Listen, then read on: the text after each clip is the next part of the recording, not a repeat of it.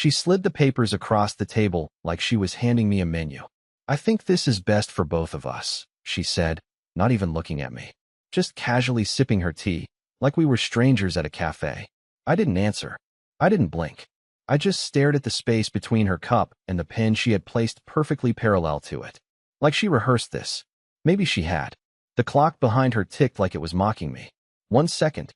Another. Another. I nodded once. Not because I agreed. Just because I didn't know what else to do. What do you say when your wife, the person you planned everything with, drops your entire future into a manila envelope and expects you to thank her? She looked disappointed. Like she wanted to fight. I didn't give it to her. She stood up, almost knocking her chair over in the process. Grabbed her coat.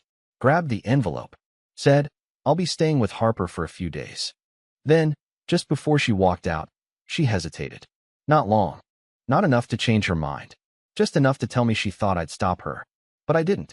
I sat there long after the door shut, long after her perfume faded from the air, long after I realized my hands were still clenched into fists under the table. The next morning, the house was quiet. Too quiet. Like it had already forgotten her. I went about my day like a robot. Made coffee, folded laundry, stared at the divorce papers she forgot on the counter. And then, 2 days later, I woke up to a message. "Can we talk?" That's it. No explanation. No apology. No, I made a mistake. Just, "Can we talk?" I didn't reply. Not right away. Because hours before her message, I had received something else. A phone call. A voice I didn't recognize, asking if I was her husband. And then silence. Followed by 4 words that turned my blood to ice. "You should probably sit down." I sat there holding the phone to my ear, heart pounding like I'd just sprinted up 10 flights of stairs. "This is Micah," I said, though I already regretted answering. The man on the line hesitated. "You're her husband?" The way he said it. No name. Just her. Like I should know exactly who he meant. "Yeah," I said slowly. "Who is this?" A pause. Then, "You should probably sit down." No introduction. No reason. Just those 5 words that reprogrammed my entire nervous system. My brain went full panic mode, racing through a dozen scenarios. Car accident. Hospital. Police. But then, why wasn't it a doctor or a cop? Who is this guy? What is this about? I asked, more forcefully now, but trying not to let the tremble in my voice show. "She left something behind," he said. "At my place. I didn't realize she was married." I didn't speak. I didn't breathe. "She told me her name was Elise," he added, like that was supposed to clarify things. "But her ID said Isla." I nearly dropped the phone. Elise. That was her middle name. A name she used only when checking into hotels, I now realized. Hotels I never visited. Rooms I never saw. "Where are you?" I managed to ask. "I'm not trying to get involved in anything," he said quickly. "But I found your number on a prescription bottle in her bag. Thought you should know. She's not who you think she is." Then he hung up. I just stood there, holding the phone to my ear, the dial tone buzzing like a dead bee in my head. The kitchen felt too bright, the walls too quiet. And suddenly, the message she sent, "Can we talk?" meant something very different. I walked into our bedroom and pulled open her top drawer, the one I rarely touched. Everything was perfectly organized. Too perfect. Like a hotel drawer staged for guests. And then I saw it. A thin leather notebook, tucked beneath her old university hoodie. Inside were names, locations, receipts, codes. I didn't understand most of it, but one thing stood out. A line scribbled in red ink on the last page. "If he ever finds out, go silent for 72 hours. My stomach flipped. Who was he? Me? Someone else? That night, I didn't sleep. I kept the house dark, every light off, my phone face down on the table. I didn't text her back. I didn't call. I just sat on the couch, notebook in hand, wondering if the woman I married ever actually existed. And right around 2:46 a.m., the doorbell rang. Once, then again, and then silence. The second ring of the doorbell echoed through the house like a warning. Not urgent, not aggressive, just deliberate, as if whoever was out there knew I was awake, knew I was listening. I didn't move right away. I waited in the dark, heart pounding like a muffled drum against my ribs, every creak of the house suddenly loud, every shadow stretched too long. My first thought was, it's her. But that didn't make sense. Isla had a key. She wouldn't ring. Not twice. I finally stood and crept toward the front window, pulling back the curtain no more than an inch. There she was, standing on the porch. But she wasn't alone. Behind her, barely lit by the porch light, was a man, taller than me, wearing a hood, his face turned away from the door, as if he was watching the street, not me. My blood ran cold. I stepped back, slowly, careful not to make a sound, and crouched behind the entryway wall. A soft knock followed. 3 taps. Then a pause. Then 2. Like a code. I'd never heard her knock like that. Never. I waited. Another minute passed. Then, the sound of footsteps retreating. First hers. Then heavier ones, his. I waited another 5 minutes before daring to open the door. The street was empty. Not a soul in sight. Just the flickering glow of the corner street lamp and the faint hum of electricity. I was about to go back inside when I saw it. An envelope taped to the bottom of the mailbox. Hidden. Tucked just far enough under that a passerby wouldn't notice. No name on the outside. No return address. Just one word, scribbled in black ink. Stop. That's it. No explanation. No signature. Inside, there was a single photo. Black and white. Grainy. It showed Isla sitting at a table in some cafe, leaning forward, smiling. Across from her was the man from my porch. The timestamp in the corner? 3 hours after she said she wanted a divorce. I nearly dropped the envelope. This wasn't some emotional decision made in a moment of weakness. She'd planned it, rehearsed it, and worst of all, she had someone else waiting. Back inside, I stared at the picture for what felt like hours, tracing her face with my thumb like I was trying to understand a version of her I never knew. And then I remembered the notebook. Go silent for 72 hours. She hadn't texted or called since that message. Can we talk? But what if this wasn't about guilt? What if she wasn't giving me space? What if she was waiting for me to do something? Or worse, fail to do something? I opened the notebook again and flipped back to the middle. One page had been torn out, leaving only the jagged edge. But faintly, just barely visible under the right light, there was writing pressed into the page beneath it. I shaded it with pencil, and 4 numbers appeared. A code, to something I hadn't found yet. But I would. I had 69 hours left, and I was done sitting quietly. I didn't sleep. Again, I sat with the photo and the notebook in front of me like they were pieces of a puzzle I didn't have the box for. Every few minutes I'd glance at the clock, watching the hours bleed away. 68. 67. I couldn't stop counting. The 4 numbers I shaded into the notebook, 7,924, pulsed in my mind like a code to a bomb I didn't understand. I tried them on every lock in the house. Nothing. Not the filing cabinet. Not the garage safe. Not her jewelry box. I was losing my grip. But then I remembered something Isla said years ago, in passing, during a renovation argument. If we ever need a panic room, I'd hide it in the HVAC. She'd laughed. I hadn't. It sounded absurd at the time. Now, not so much. I dragged a chair into our bedroom and climbed up to the ceiling vent. When I unscrewed the cover, I expected nothing but dust and regrets. What I found was a tiny black pouch taped inside the duct. I froze. My fingers trembled as I pulled it out. Inside were 2 things. A flash drive and a key. I didn't recognize either.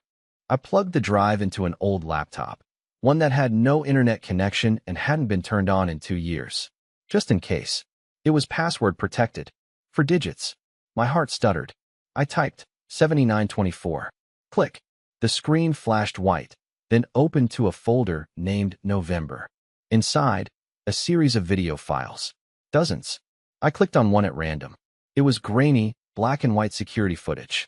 Low angle. The corner of a room. A desk. A woman pacing Isla. She was talking on the phone. The audio was bad, distorted. But I caught fragments.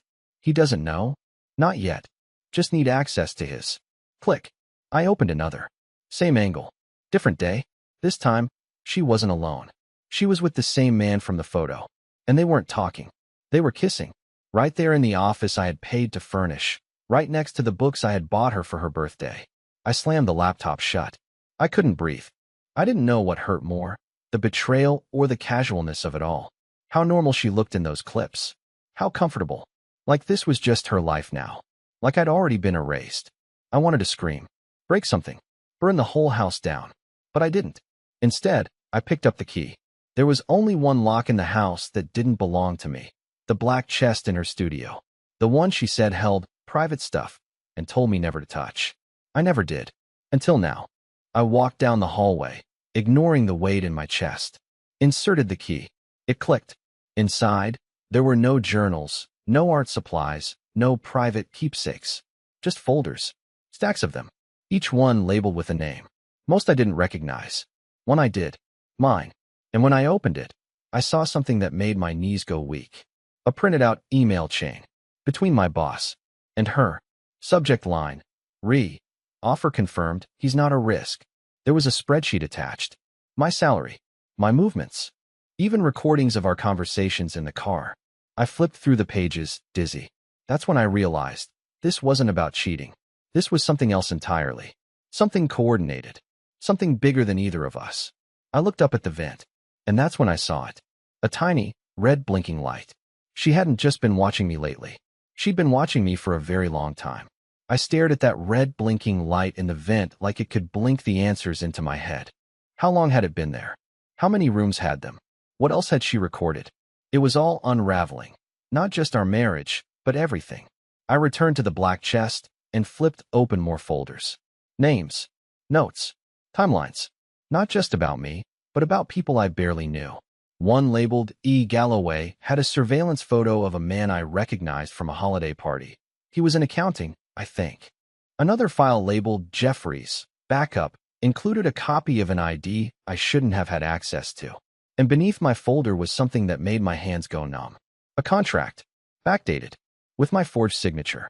It was with a third-party consulting firm, one I'd never heard of, agreeing to limited data access in exchange for non-salary-based compensation. There was a fake email address listed as mine, and a bank account number I didn't recognize. That's when it hit me. The job I got last year, the promotion Isla had helped me prepare for, that last-minute late-night mock interview she insisted we do, it wasn't real. Or at least not my win. I checked my pay stubs again. For months, I'd just let the direct deposits roll in, never questioning them. But now I saw it. The routing numbers weren't consistent. The deposits always landed 2 days late. There was a shell company name attached to the source I'd never bothered to notice before. I hadn't earned that job. I had been placed in it, and Isla had orchestrated it. I couldn't sit still. I tore through the house. Every vent, every drawer, every light fixture. I found 2 more cameras, both hidden in places I never would have checked if I wasn't already looking. The bathroom air freshener. The base of the lamp in my office. I yanked them all out and smashed them. I must have looked insane, but it didn't matter anymore. I had been living inside someone else's narrative. And Isla, the woman I thought I knew better than anyone, was the author. I didn't hear from her again that day, or the day after, but I didn't need to. I finally texted her back. I found it. No context. No explanation. Just those words. Because I wanted to see what she would do next when she didn't have the script anymore. 2 hours later, my phone rang. It wasn't her number, but I answered. And this time, the voice on the line didn't ask if I was her husband. It said, "We need to meet. Now, before this gets worse." The address he gave me was a hardware store. Closed down. Boarded up windows, faded signage, weeds growing out of the cracks in the pavement. I parked half a block away, engine off, hands sweating against the steering wheel. I had no idea who I was meeting, or why he wanted me. But I knew one thing. Isla had always been 3 steps ahead, and this felt like someone who was 1 step behind her, trying to catch up. I slid the flash drive into my sock and walked toward the alley behind the building, where the man said to meet. Every instinct in me screamed to turn around, to go back, to stop playing a game I didn't understand. But I kept walking. The man was already there, leaning against a dumpster. Black jacket, shaved head, smoking like it was his last cigarette on earth. "You're Micah," he said, before I opened my mouth. He didn't ask. He stated it. That alone scared the hell out of me. "You knew her as your wife?" he continued. "We knew her as Elise Marchand." That name again. Elise. I didn't respond. She was part of an internal program. Data filtration, behavioral manipulation, minor asset placement. Nothing heavy-duty at first. But she got results. And when people get results, they get promoted. I tried to follow. My head spun. Promoted to what? I asked. He smirked. Let's just say her job was to position certain people in certain places. You were one of them. "I'm no one," I said quietly. I sit in a cubicle and eat lunch alone. Exactly, he replied. The perfect profile. Quiet. Predictable. No flags. You were a pass-through, a node to reroute certain information to less visible hands. But then she stayed too long. Got too comfortable. Started deviating from the plan. Deviating how? He pulled a folded paper from his jacket and handed it to me. It was a photo. Grainy. Zoomed in. Surveillance style. It was Isla. At a park bench. Talking to someone I couldn't see. Who's that? I asked. We don't know, he said. That's the problem. I stared at the photo. She said she wanted a divorce. I said. Then she sent me a message. Said she wanted to talk. He nodded slowly. She wanted to see if you'd figured it out. You were being watched, but only to a point. She never expected you to dig. I swallowed hard. I found the cameras, I said. The files. The contract with the fake company. I found the. She planted that contract. He cut in. To see if you'd sign something without reading it. You didn't. That's when she escalated. Escalated? He stepped closer. She used to be a tool. Then she became a variable. And variables are dangerous. Especially when they fall in love with their assets. The words hung in the air like smoke. You're saying she fell for me? I'm saying, he said, crushing the cigarette under his boot. She was supposed to disappear weeks ago. But she's still here. And that means she's either lost control. He paused. Or she's making her own endgame. A car drove past, headlights sweeping across the alley. When the light passed, the man was already walking away. Wait. I called. What do I do now? He stopped only long enough to say, find the storage unit. You've got 48 hours left. And then he was gone, leaving me with a burning question I couldn't shake. If Isla had really gone rogue, was I still a pawn? Or had I just become the threat she was trying to contain? I didn't even know she had a storage unit. The lease was buried in one of the back folders in the black chest. Not labeled, not highlighted. Just a receipt tucked between 2 expired passports and an envelope full of shredded bank statements. But the address was real. And so was the key. The facility was 15 minutes from the city. Unmarked buildings, all identical. Security cameras pointing in opposite directions, as if deliberately avoiding the center aisle. I pulled up at night, headlights off, hoodie up. I didn't care if it looked suspicious. Everything in my life had been suspicious since she slid divorce papers across the kitchen table like a casual suggestion. Unit A42. The key fit. The lock popped open with a soft click. I expected boxes. Furniture. Maybe some leftover books or art. What I found made my skin crawl. The unit was lined, wall to wall, with corkboards, folders, red string. Like something out of a paranoid detective movie. Except this wasn't fiction. I was on 3 of the boards. So was my workplace. So was my boss. And so was Isla.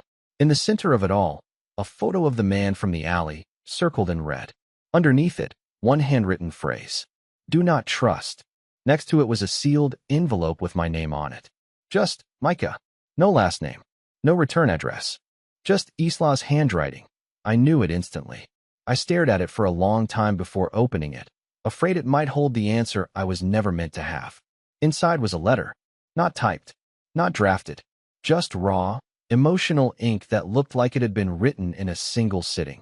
The pen carving deep into the page like she was desperate to get it out before someone stopped her. If you're reading this, it means you didn't let them steer you.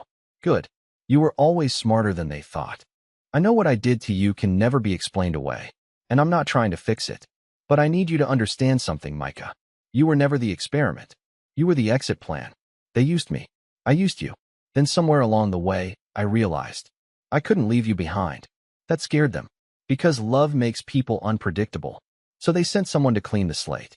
But I'm not going to disappear like a good girl. Not this time. They think I'm running. But I'm waiting. And if you're still with me, you'll know where to find me. My breath caught in my throat. My knees almost buckled. She wasn't just a manipulator. She wasn't just a spy. She was something in between. A traitor to her handlers. A savior to me? Or was it another manipulation? I looked back at the boards. One line was pinned directly under a printed email between her and the man from the alley. Do not let him unlock the drive. Phase 3 collapses if he knows. The flash drive. The one I only explored halfway. I ran back to the car, shoved it into the laptop, and opened the final folder I'd ignored before. It was labeled Grace. Inside, dozens of video files. Not of Isla. Not of me. Of other people. People being recorded through cameras just like mine. Private conversations. Confessions. Compromising footage. It wasn't about spying on me. It was about training her. Perfecting the system. And I had been her final field test. Except somewhere along the way, she'd flipped the script. The screen flickered. A new file popped up. It wasn't there before. Live_feed. My hand hovered over the trackpad. I double-clicked. The video opened. It was a hallway. Familiar. My hallway.